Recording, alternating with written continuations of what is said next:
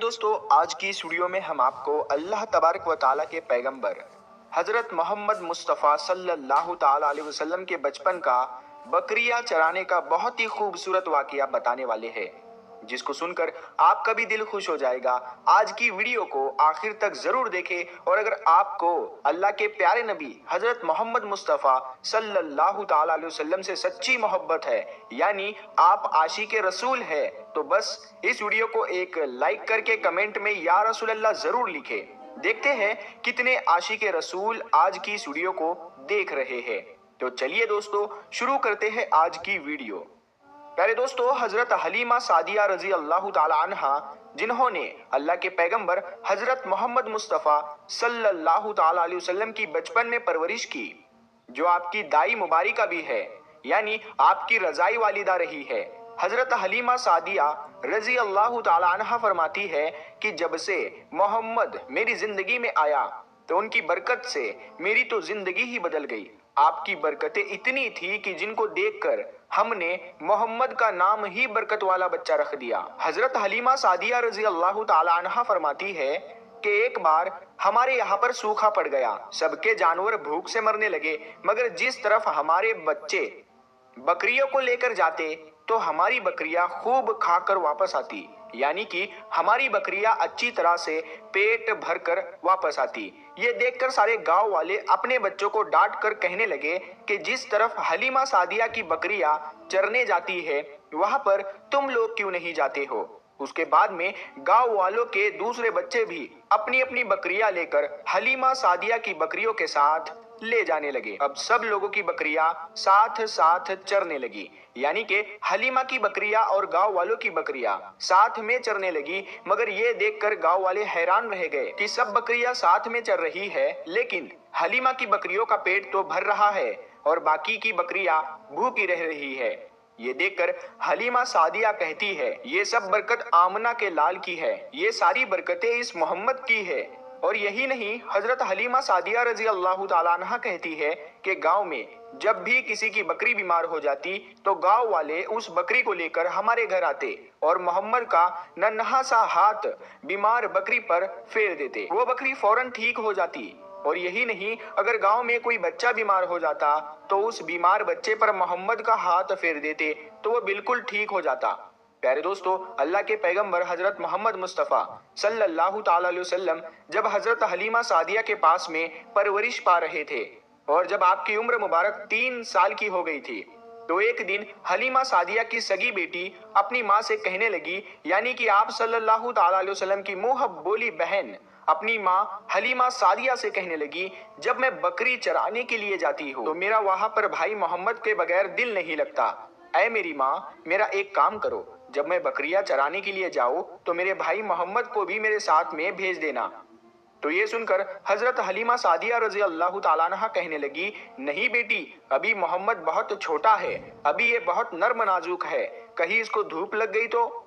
देखो कितना हसीन और मुबारक चेहरा है, मैं इसको तकलीफ नहीं दे सकती, ये तो मेरा शहजादा है। अगर मोहम्मद के पाँव में कोई पत्थर चुभ जाए, अगर जंगल में जाते हुए मोहम्मद के पैरों में कोई कांटा चुभ गया तो।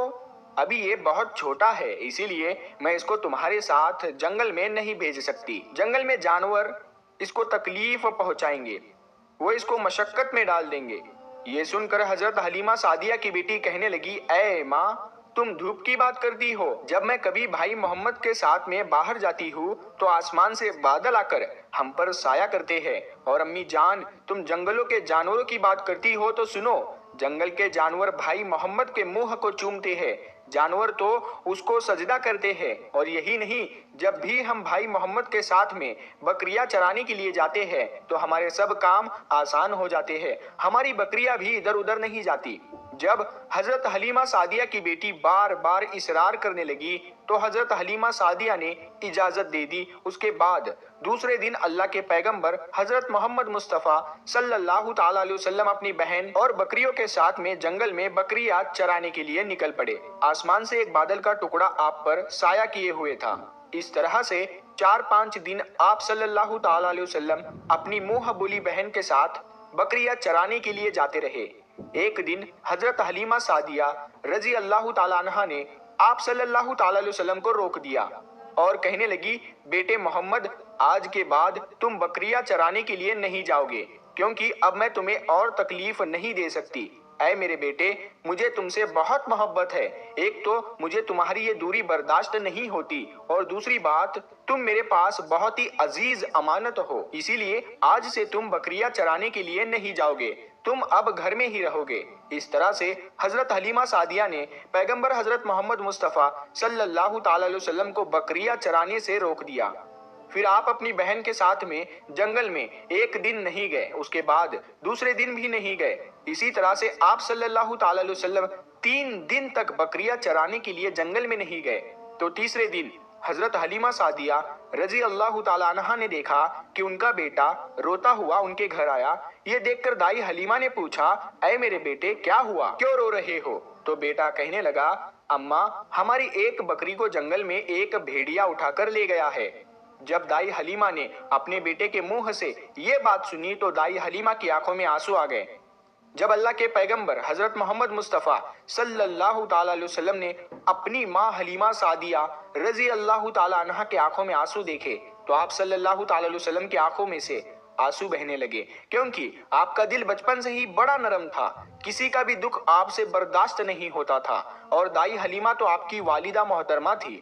پھر آپ صلی اللہ تعالی علیہ وسلم کہنے لگے امی جان آپ روتی کیوں ہو؟ حلیمہ سعدیہ کہنے لگی اے بیٹا محمد ہماری ایک بکری کو جنگل میں ایک بھیڑیا اٹھا کر لے گیا، پتہ نہیں اب ہماری بکری کے ساتھ میں وہ کیا کرے گا۔ تو یہ سن کر اللہ کے پیارے نبی صلی اللہ تعالی علیہ وسلم نے فرمایا امی جان آپ رونا بند کر دو، ہم ہماری بکری کو ابھی واپس لے کر آتے ہیں۔ یہ بات سن کر اماں حلیمہ سعدیہ کہنے لگی نہیں میرے بیٹے آپ جنگل میں مت جانا، بھیڑیے خطرناک ہوتے ہیں، وہ کہیں پر آپ کو نقصان نہ پہنچا دے۔ اسی طرح دائی حلیمہ منع کرتی رہی لیکن آپ صلی اللہ تعالی علیہ وسلم نہیں مانے اور کہنے لگے نہیں اماں ہم ابھی کے ابھی ہماری بکری کو واپس لے کر آتے ہیں۔ اس کے بعد اللہ کے پیغمبر حضرت محمد صلی اللہ تعالی علیہ وسلم بکری کی تلاش میں جنگل پہنچ گئے اور ایک صدا لگائی، صدا دی آپ نے اے ساکن صحرا ادھر آؤ، میری امی کی بکری لے گیا ہے کون بتلاؤ۔ صدا سنتے ہی سارے بھیڑیے جانور سب آئے، جھکا کر سر سلامی دی ادب ان کا بجا لائے۔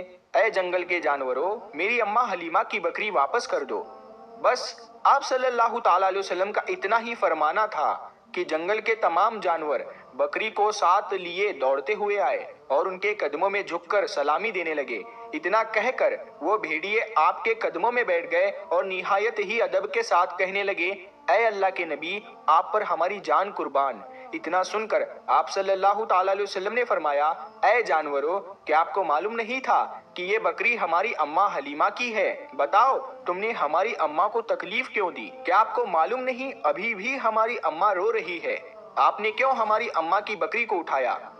تو وہ جانور کہنے لگے اے اللہ کے رسول آپ بکریاں چرانے کے لیے کچھ دن تو جنگل میں آئے، اس وقت ہم چھپ چھپ کر آپ کے حسن کا دیدار کرتے رہے اور دیکھتے تھے کہ اس کائنات کے بنانے والے نے اپنا محبوب کیسا بنایا۔ اے اللہ کے رسول اس کے بعد میں آپ نے جنگل میں آنا ہی بند کر دیا، 3 دن گزر گئے آپ جنگل میں تشریف نہ لائے۔